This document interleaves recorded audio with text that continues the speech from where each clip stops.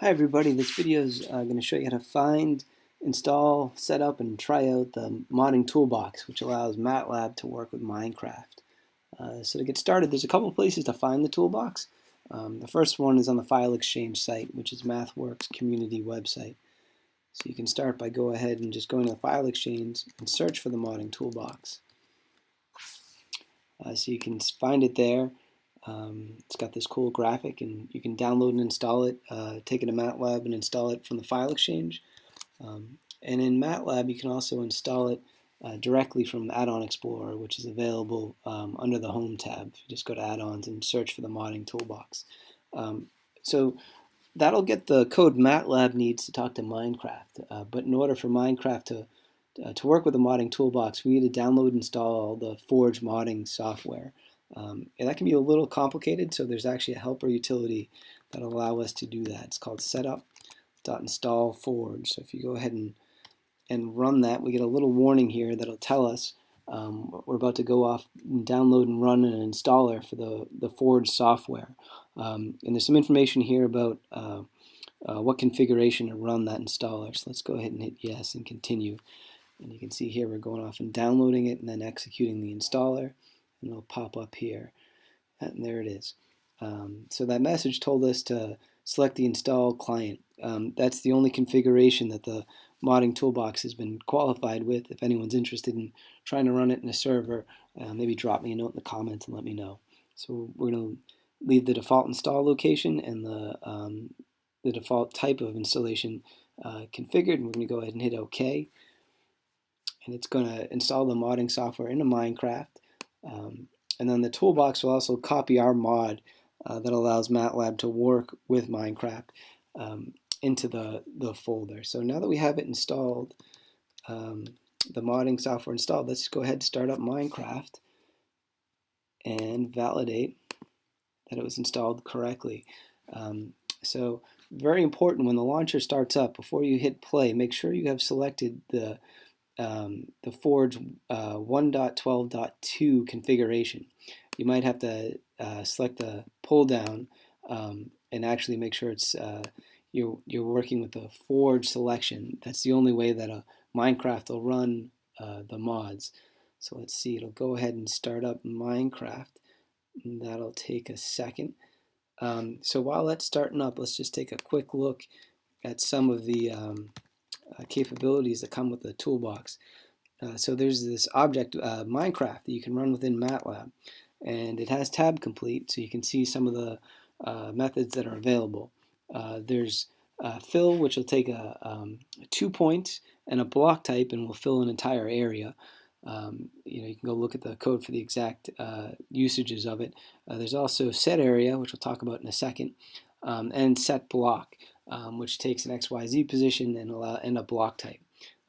Quickly, there's a block object as well. It's installed with the toolbox that has, using tab complete, it's effectively an enum for the about 300 different types of blocks that are available in Minecraft. So let's see, that's a quick overview of some of the commands. So Minecraft is started up. Before you get started, there's a recommended configuration for what world to use. We're going to use MATLAB 2 in a second, but let me show you quickly when you get started what kind of world you want to create. You want to hit Create World, then go to More World Options. You want to make sure cheats are on, because we use these commands to be able to talk to execute commands in Minecraft. And the world type, I like to use super flat, and this will keep things very flat and allow me to easily understand the coordinate system and how to translate things from MATLAB to Minecraft. So we're not actually going to do this. We already have a world created, so I'm going to hit cancel here. One thing that is important, when you do create the new world, make sure you remember what world name you give it, because we'll reference that, and that's necessary when you try the setArea command. So again, I already have MATLAB 2 created, so let's go ahead and play that. So that'll take a second to load.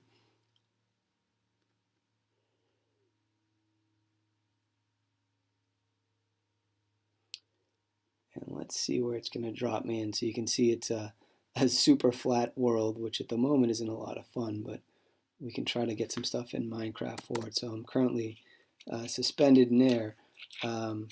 So one of the things that helps me out a lot when I'm going back and forth from MATLAB to Minecraft is the debug overlay, which on Mac I can get with function F3. And what's very important, over about halfway down the screen on the left, you can see my XYZ position. So right now it's pretty close to 0, 0, 0. Usually when you get started off, you won't be close to 0, 0, 0. So what you can do is you can hit slash, and you can use the teleport TP command, then type your username, and I'm just going to teleport myself kind of to the same area, 0, 10, 0. You always want to give yourself a little bit of height in the y-axis, or else you'll be underneath the ground and fall to your death.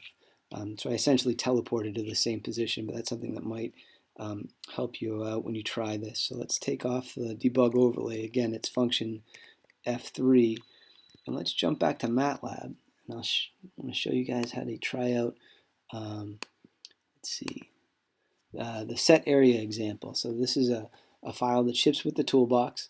You can go to Add-on Manager and go to the location to find it. And first off, let's create a height map.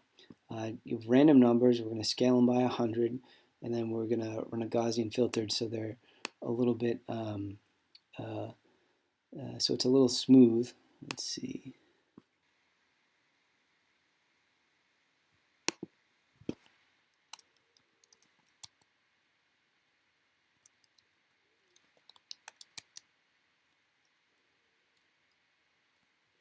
All right, so let's go ahead and let's just run the function here. So let's see.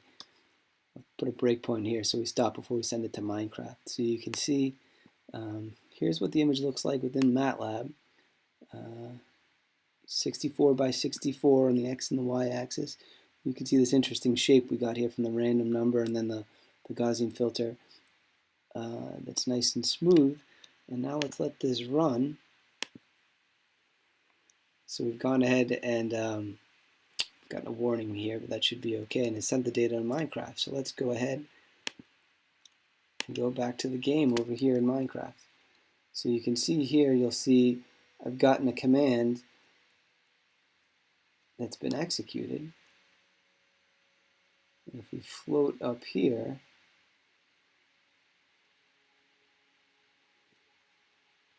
see if I can find a good angle of it still filling in.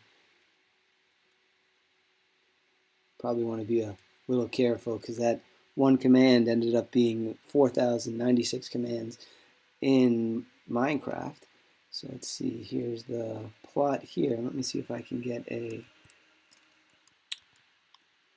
see if I can line these up a little bit so you guys take a look at them.